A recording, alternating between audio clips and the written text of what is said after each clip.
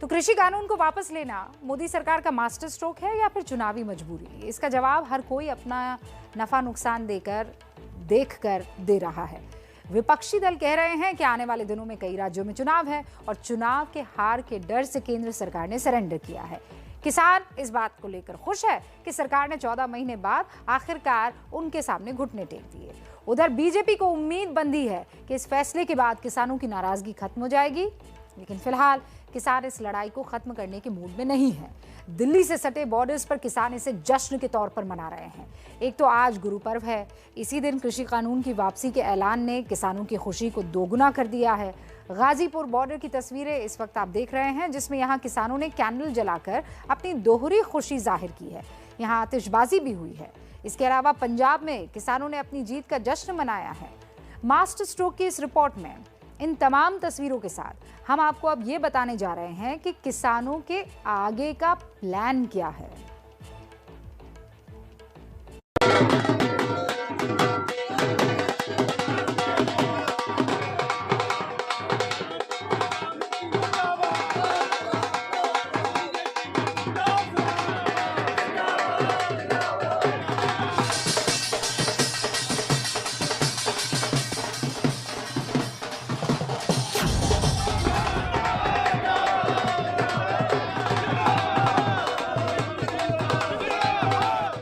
वापसी हुए हैं वो बिल वापसी अभी टीवी पे हुआ है, संसद में नहीं हुआ।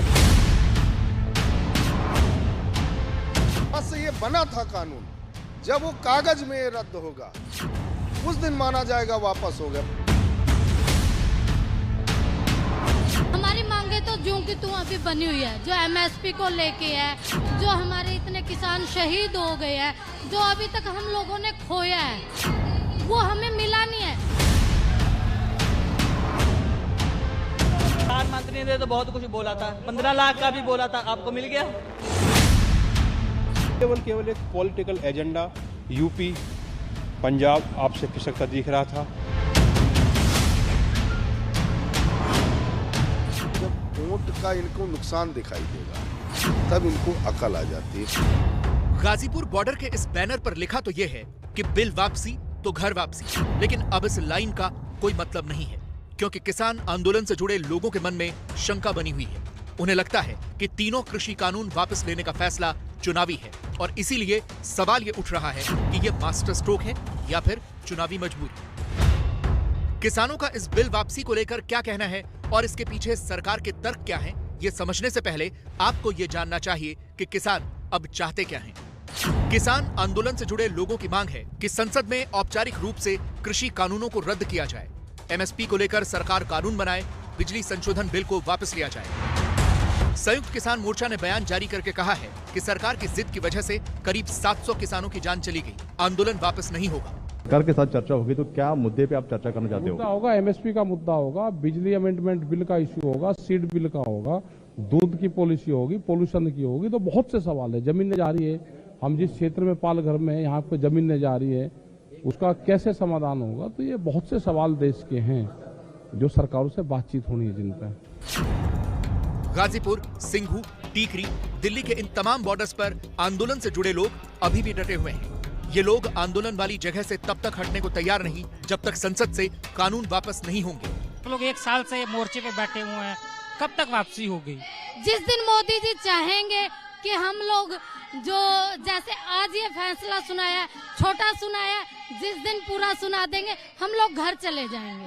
जिस दिन सुनाएंगे, अभी ये छोटा सुनाया कि अभी मुंह खोला है, अभी बोलना शुरू हुआ है, तो अभी हमें उम्मीद है कि मोदी जी जल्दी एमएसपी का कानून भी बनाएंगे और हमारी जो मांगे हैं उनको पूरा करेंगे। पंजाब, हरियाणा और यूपी के किसानों का एक बड़ा वर्ग भी अभी आंदोलन से पीछे हटने को तैयार नहीं है। अभी तो बहुत कुछ बाकी। अभी तो इस सरकार ने इतने कर्म कांड कर दिए हैं किसान के, उन कर्म कांडों पे अभी बहुत कुछ बात होना बाकी है। करनाम भाई, ये बताइए, अभी आप लोग जो लोग आपके साथी बैठे हुए हैं आंदोलन पर, उनको आप उठने की अपील करेंगे या तब तक बैठे रहेंगे जब तक ये आगे संसद से फाइनल नहीं हो जाए? नहीं, हम लोग अभी बैठ के बात करेंगे, अभी बैठ के बात करेंगे कि आगे हमारी रणनीति क्या होगी।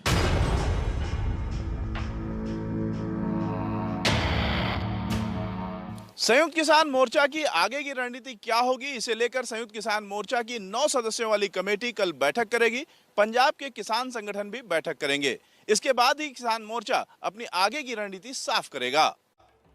तो क्लियर है, किसान आंदोलन से जुड़े लोग घर लौटने को तैयार नहीं है।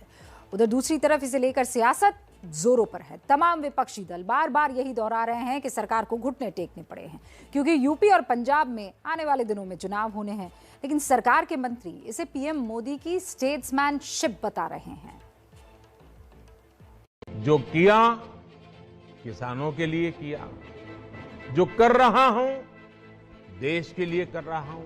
आज मैं आपको विश्वास दिलाता हूं कि अब और ज्यादा मेहनत करूंगा ताकि आपके सपने साकार हो सके।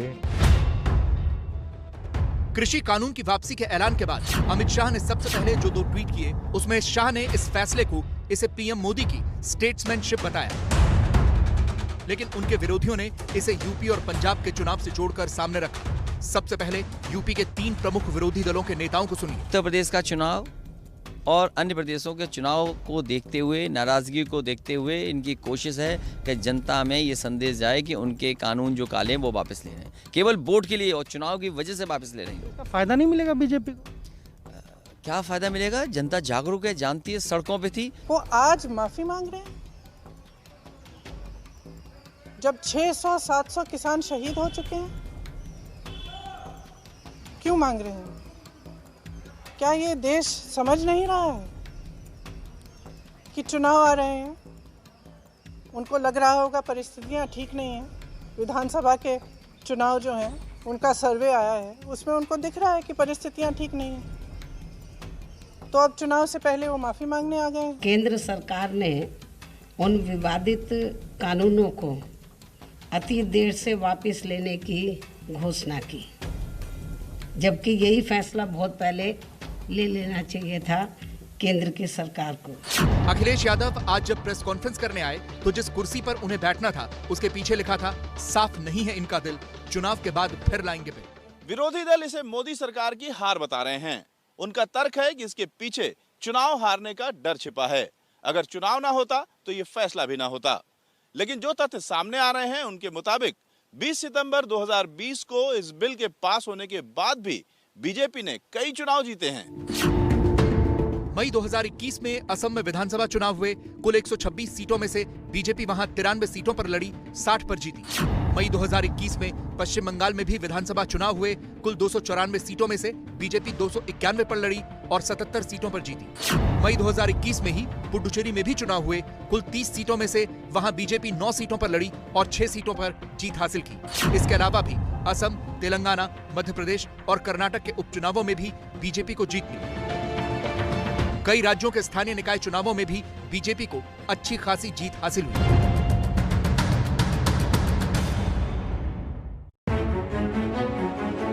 लेकिन इन तमाम आंकड़ों के बावजूद सूत्र ये भी कहते हैं कि पश्चिमी उत्तर प्रदेश में बीजेपी को हालात कठिन दिख रहे थे। यहां जाट सिख लामबंदी ने बीजेपी के लिए मुश्किल खड़ी कर दी थी।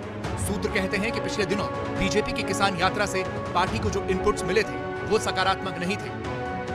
इसीलिए इन तमाम इनपुट्स के बाद सरकार में करीब 1.5 महीने पहले से उच्च स्तर पर कृषि कानूनों को वापस लेने की सहमति बननी शुरू हो गई थी। केंद्र का रास्ता यूपी से होकर ही जाता है। सबसे ज्यादा लोकसभा सीटों वाले इस राज्य में थोड़ा नुकसान का मतलब होता है दिल्ली की राह मुश्किल हो जाना। माना जा रहा है कि इसलिए बीजेपी कोई खतरा मोल नहीं लेना चाहती थी। बीजेपी को उम्मीद है कि इससे चुनाव में उसे फायदा होगा, लेकिन विरोधी दावा कर रहे हैं कि बीजेपी को कोई फायदा नहीं होगा। मतलब इस चीज को देख रही कौन लोग खुल के लगातार किसानों का पक्ष पिछले 1 साल में ले रहे थे, लेकिन ये संभव नहीं। अब जो विश्लेषक ये कहेंगे अगर कि इससे बहुत बड़ा फायदा बीजेपी को मिलने वाला है, यही पूछने जा रहा था जी। पहले आप चोटिल करोगे, फिर घाव पे पट्टी लगाओगे और कहोगे देखो कितना अच्छा काम कर दिया, संभव नहीं है। अपनी जमीन को बचाने के लिए हालत मजबूरी में प्रधानमंत्री ने अपने ईगो को बोलते ना, अपने प्राइड को उन्होंने स्वॉलो करके इस कानून को वापस लिया है। ये पहले दिन से अनकॉन्स्टिट्यूशनल कानून रहा है और अगर ये कानून नहीं बनता तो प्रधानमंत्री 700 किसानों की जान नहीं देना पड़ता उन लोगों को। विपक्ष हर चीज को चुनावी दृष्टि से देखती है और दृष्टि से जो उसकी वो है उसमें विभिन्न प्रकार के रूप भी धारण कर लेती है और किसी चीज़ को दुष्प्रचारित करने के लिए वो कोई भी कसर छोड़ती नहीं है। और मैं समझता हूँ कि उसमें विकास के नाम पर कोई वो मुद्दा उनके पास में है नहीं। जो लोग इसे सिर्फ पंजाब के विधानसभा चुनाव से जोड़कर देख रहे हैं, उन्हें ये समझ लेना चाहिए कि पंजाब में वैसे भी बीजेपी फिलहाल चौथे नंबर की पार्टी है। उसे वहां आने वाले वक्त में सत्ता हासिल करनी है और इसके संकेत कैप्टन अमरिंदर सिंह ने भी दे दिए हैं। आज से मैं तो 3 महीने से कह रहा हूँ कि हम जब मैंने कहा था पहला है किसानों का मसला, उसके बाद हम आपके साथ सीट एडजस्टमेंट करेंगे। जो आपने कहा था, आपको लगता है कि प्राइम मिनिस्टर ने अब पूरा कर दिया है और अभी आगे का रास्ता? इससे ज़्यादा और क्या कर, ये तो जो तीनों बिल थे, तीनों बिल विड्रॉ कर लिए, तो इससे ज़्यादा क्या कर सकते हैं। कैप्टन ये संदेश देना चाहते हैं कि इस फैसले के पीछे उनकी कोशिश है, लेकिन उनके विरोधियों की पूरी कोशिश है कि इसका क्रेडिट कैप्टन न ले जाए। इसलिए उनसे 36 का आंकड़ा रखने वाले नवजोत सिंह सिद्धू और पंजाब में कैप्टन के विरोधी इसे अपने अपने हिसाब से परिभाषित कर रहे हैं। अमरिंदर सिंह उन्होंने भी कहा कि सीट शेयरिंग पे भी बात हो सकती है बीजेपी के साथ। वो तो पहले भी बीजेपी के साथ ही थी। अगर अमरिंदर सिंह चाहते तो ये कानून और ये आंदोलन इस लेवल तक नहीं जाना चाहिए था। अगर अमरिंदर सिंह चाहते, मुख्यमंत्री थे, उन्होंने कभी भी अमित शाह से या मोदी से बात करने की कोशिश नहीं की। जब मुख्यमंत्री से पद से उतर गए तब कहते हैं मैं रिपील की बात करूंगा, ये करूंगा। तो अमरिंदर जी का चेहरा बेनकाब हो गया। ये राजनीति का हिस्सा है कि अगर बात ना मानी जाए सरकार की तरफ से या सरकार के मुखिया की तरफ से तो तानाशाह, और अगर मान ली जाए तो घुटने टेक दिए।